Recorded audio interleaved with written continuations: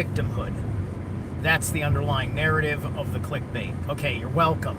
Now you can leave, and all the authentic people can listen. All right. So, how's it going, everybody? Dang, what is wrong with you? This dude's running. His arms fly. This guy's running, like in his shorts and whatnot. That's all fine, except his back posture. His posture's. It's like his legs jaunt out to the side when he runs a little. It's a little weird, but it's straight, and like he looks like he's pretty built, but he's got this one arm that's just kind of in the air, like he's got no control of it. And I'm just saying, it's just like he's got a very interesting condition, and just to see him just like, free running, kind of threw me off there for a second.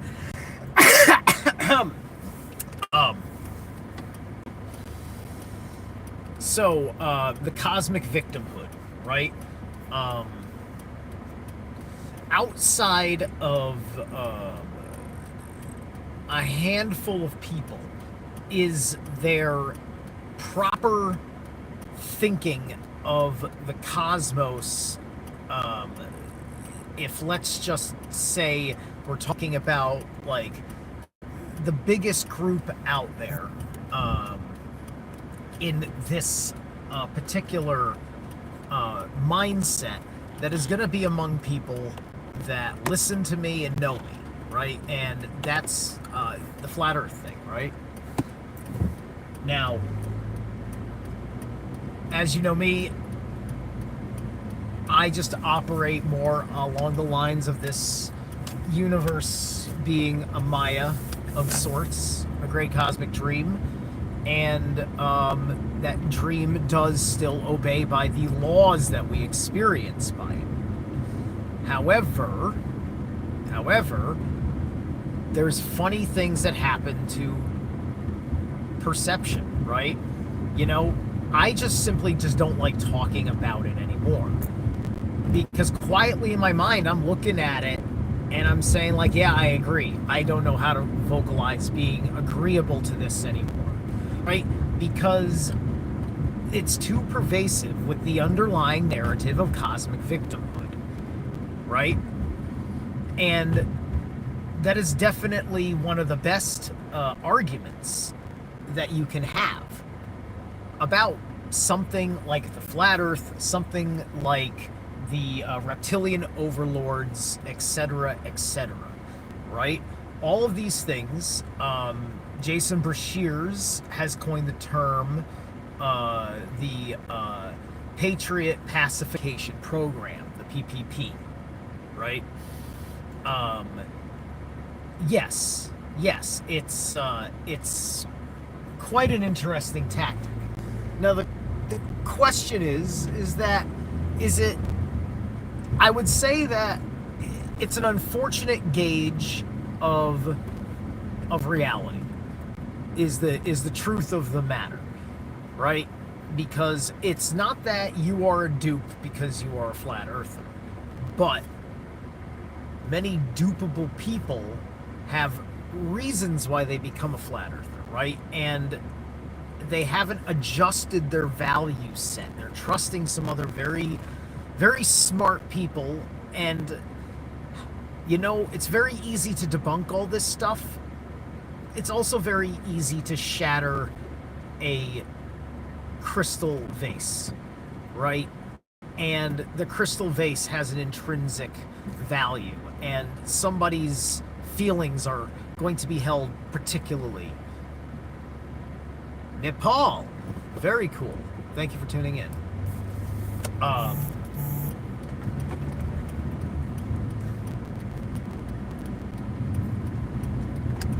Right, like you get the allegory that I'm going with, right?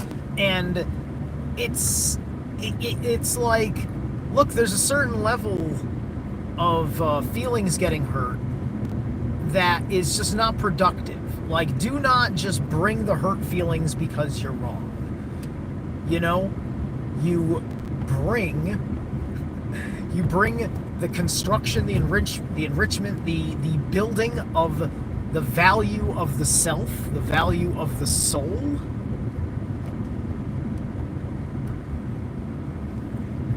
And then you break it down, right? And when you're doing this with cosmic victimhood, which is another subject, right? But most people have gotten a point in recent years because of the exposing of all sorts of problems, including the quote legitimate unquote toxic masculinity, you know, which is a lot of the, you know, which is just it's an unfortunate product of immature, unconscious,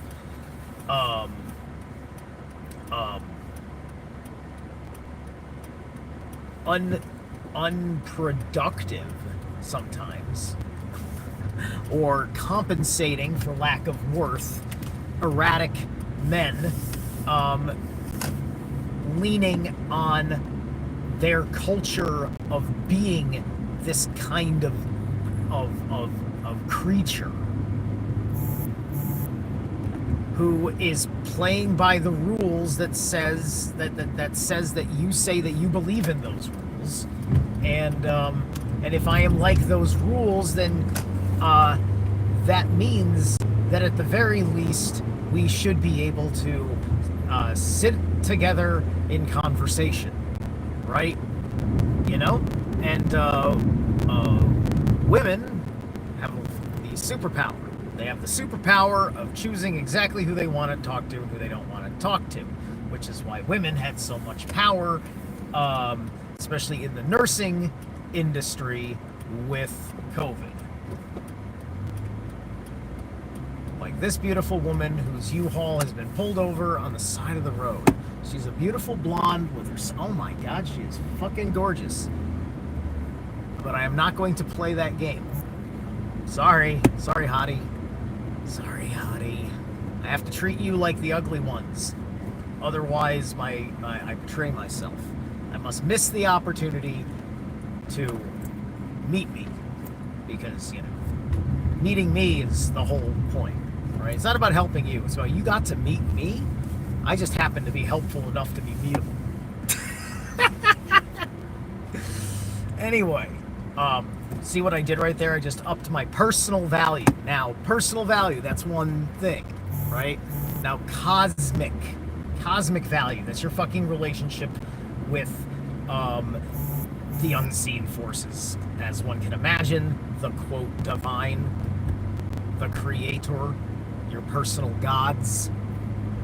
You can lessen yourself in all of these respects. And the posture of kneeling before something does not have to mean lessening oneself. It's the context of the act, right? Like if you saw Hai Lung in Ritual, and you can go watch their rituals on fucking television,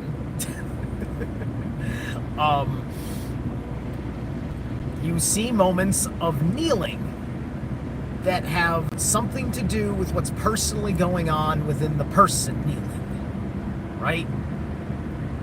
And any kneeling before a god in that context, or before the shaman as the god, etc., is really kneeling before oneself as the shaman, whether they are wearing the mask of the god or not. That god, or the shaman in the mask of the god, is reflecting you. Okay?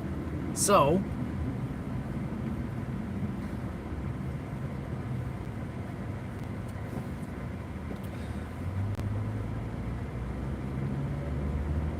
we've got people that will have very poor judgments about many a thing. And if you've got a psyop that, at the very least, is not weaponizing them against anybody, but is simply neutralizing them, then allow them to be NPCs, right? It makes your mission easier. Those souls are not here to lead the game. They're here to be part of the game. they pay us no mind for one reason or the other, right? You know, because, like, you know, you can't start talking about flat Earth without somebody assuming that it's a part of your identity, right? And I think too many people think that. I think too many people make those assumptions, judgments, and observations, right? And but then again, they may be they're likely on a subconscious level. To be honest, I think it's subconscious. You know, they're picking up on little cues in your vernacular, which is going to trigger memory response. Because, you know, I say that because it happens to me too. I'm explaining something that happens to me, right? I can explain these things as all these things happen to me. And the Libra aspects of my fucking chart, which are fucking ridiculous, helps me fucking see these things, deconstruct them. I had to go through a sloppy process of experiencing it for way longer than anybody should. But we can all complain about astrology later. Cosmic victimhood, again, you can use astrology this way. You can replace God with just the planets. You get real fucking scientific material, psychological, and then you rip the soul right out of astrology. You can do it that way. There's 7 different ways to fucking skin this fucking cat. Probably more than that. My point is, a lot. And I'm not here to go through them today with you. I am here to give you some love, to give you some willpower. That's what I'm here to do. I'm here to get you out of your cosmic victimhood, right?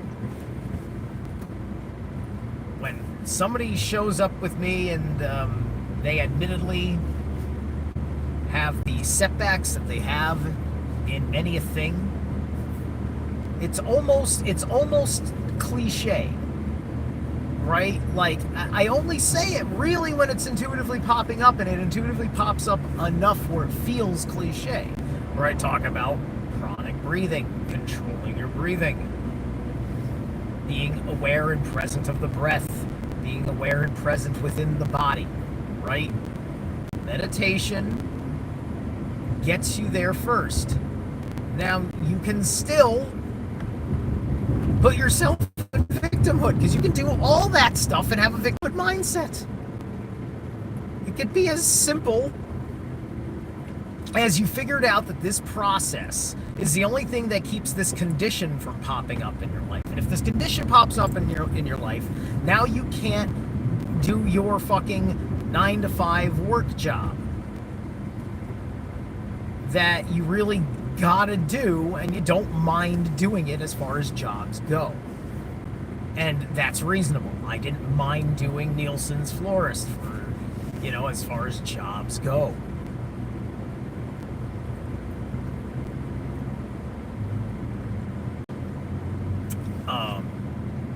Right?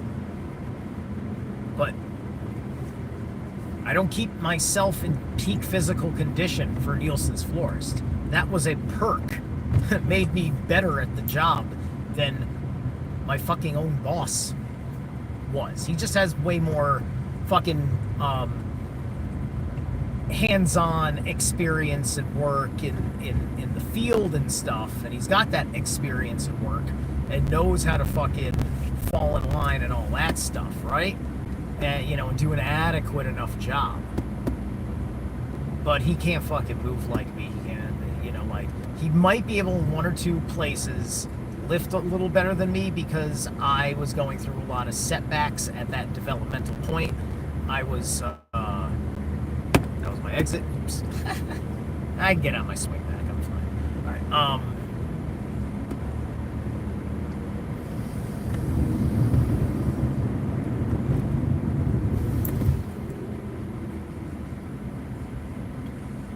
I'm not like talking shit or rumors, really. I don't care, right? But he definitely takes terrible care of himself, because he was constantly sick and all those things, right? And it was me arguing with him about job performance. Not really, actually, I wasn't arguing. That was the problem, is that he wanted me to argue with him, and I told him I refused to argue with him, and that was the argument. It was an argument about, well, not even refusing to argue. He was baiting me into an argument, and instead I gave him a shutdown, right? Instead of trying to defend myself, I just accepted that I fucking dropped the ball. I've been having a bad month anyway. He didn't like that I told him I'm done eating shit, or can we move on to productive fucking conversation? Or you just going to act like it's my third day on the job, and you have no idea what to expect from me, but you certainly expected this, right? Under the context, right? He decided to completely ignore the context that I made him fully aware of how things were going through the process of that day. I kept up fucking communication. And he acted like I was trying to fucking insult him and insult the fucking job. Horrible. Fucking horrible. It takes me a second to fucking run that through my head. And I have to fucking think a little bit about how I fucking talk about that when I do job interviews. Because it's like, what happened last job? Well, I got fired. And I had an argument with the boss. Right?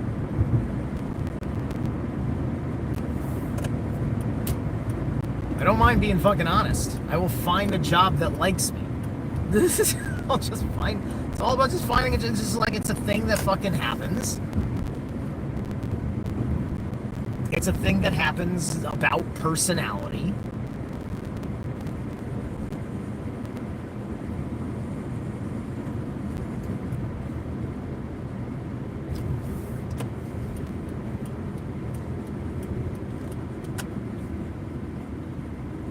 Life moves on, right? There's very few people at that job where I had any level of fucking aware conversation with. I said few, not none. You know, there's only a handful of people that work at that company. It's a small company. And, you know, I've met just about everybody on that fucking payroll over the 3 years that I worked there. And, you know, some of them, there's a little bit of time to talk a little deep, to talk a little alternate history, to talk a little metaphysics, talk a little conspiracy theory. Some of those people, nah. I mean, like, you can with everybody nowadays because of how the zeitgeist is technically changed, but it ain't the fucking same. It ain't the fucking same. You're right. Talking to somebody about fucking 9/11 today is like running into Kim Kardashian in a Metallica t-shirt. It's the fucking exact same thing. It's Metallica's barely fucking metal, and you use that to act, you know, to attract metal men to fucking talk to you. You know, look at me. I'm a little bit metal, right? That's what these girls wearing these fucking vintage Metallica t-shirts fucking are, right? It's fine that Metallica was like given a fucking crown of fucking righteousness in the fucking 80s, early 90s. It's not fine that they decided to serve that crown instead of just letting it pass, right? And that's why you got fucking Load and Reload, right? Because they wanted to be like kings of grunge or something. I don't fucking know. It's inauthentic, right? You know, they devalued thrash metal, right? They were a thrash metal band that, you know, wanted to transcend music and shit, right? Like, I can't do fucking Lars Ulrich's fucking dirty mouth. But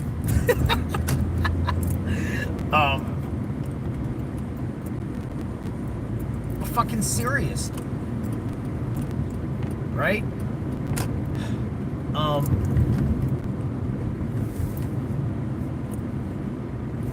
So people need to fucking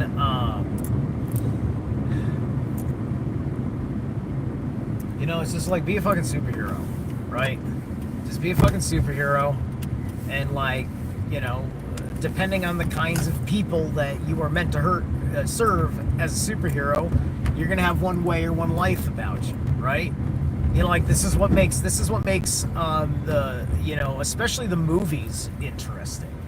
You know, with being able to see it acted out. We're like two heroes. I'm not going to use Deadpool Wolverine. Everybody knows it now. Everybody probably knows it better than anything else ever. I mean, that probably people understand that relationship better than Batman and fucking Superman at this point. They've been fucking butt buddies for fucking ever. But you understand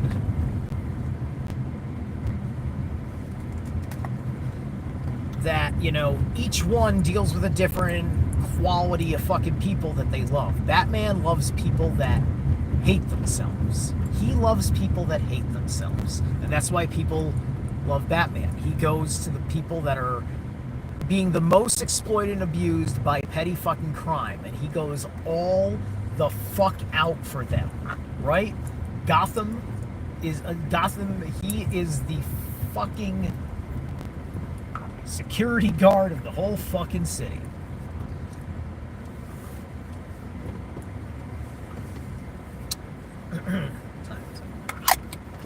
Yeah, it's early. Anyway, he's the security guard of the whole goddamn fucking joint.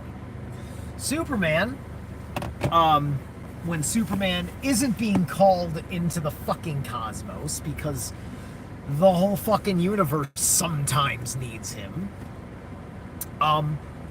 you know, he's taking care of fucking Metropolis, and Metropolis is the fucking, like, it's like the Upper East Side. Well, it's the fucking tits of fucking New York, right?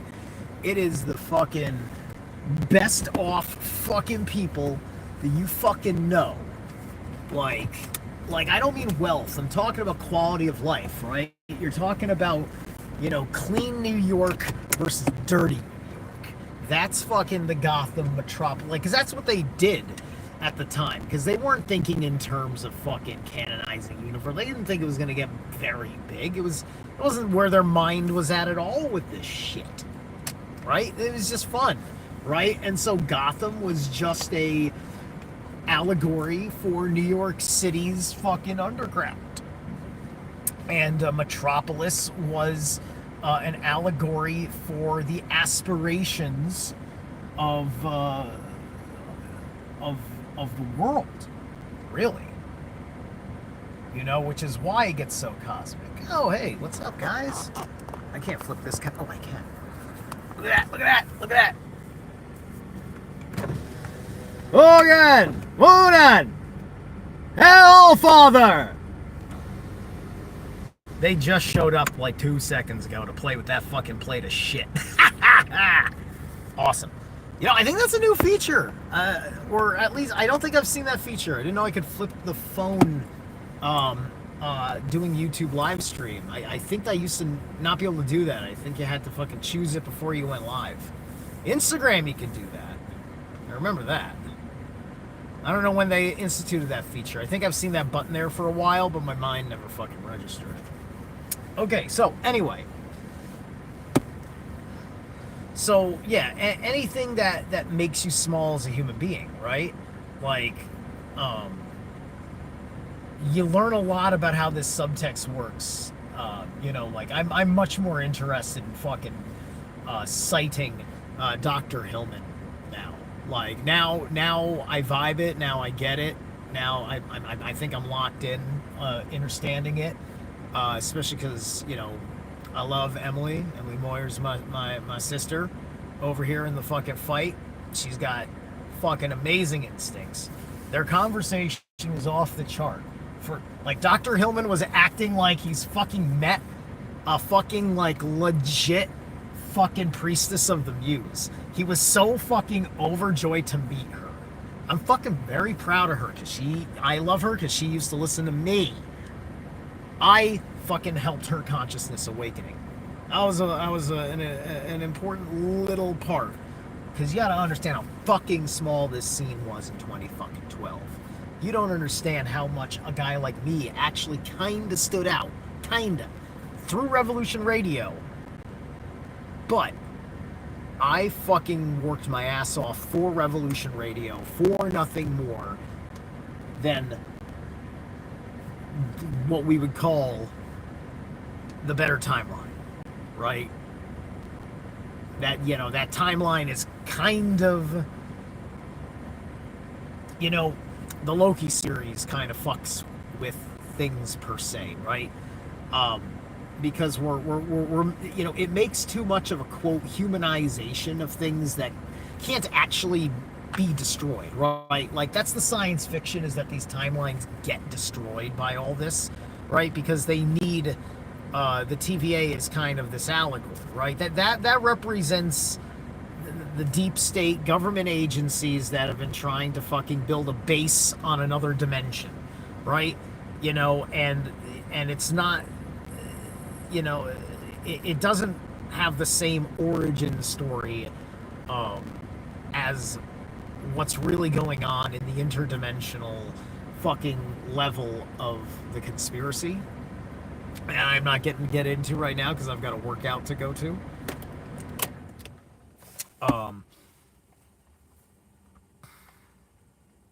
Yeah. So you see, when you know that things are this immense, you have to find that strength within yourself to be a bigger person, right? Because now you've seen the Leviathan, now you've seen the dragon, but it's still, when you take more time to understand who you are, what you are, and what you truly have. Oh, now we have a murder. There's 4 of them. Once you get all that stuff locked into place, you'll feel bigger than the dragon. Or at least you'll know that you yourself are a dragon. All right? And the guys in the churches being held under pacification, let them be, because this is a nursery school, and you know, that keeps these lost children at bay until the lessons are forced to be learned. All right, I'll catch you guys later.